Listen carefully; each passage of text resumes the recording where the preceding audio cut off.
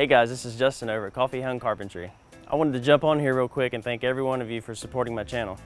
Each subscriber gets us closer and closer to our goal of becoming a full-time YouTube channel.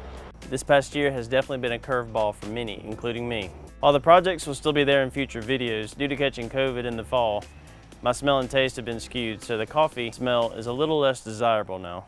Therefore, we've chosen Green Tree Woodworks as the new name for our business. Now this name is meaningful to us because Green Tree is the name of the road where my first shop was started. And no, I won't be working with any green wood, at least not anytime soon.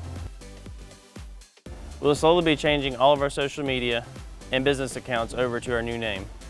We wanted you all to know this in advance so when you see and don't recognize the new name and logo, you aren't confused. We have 2 great videos in the making, so be sure to watch out for them. And if you have the tools, then follow along in our next video.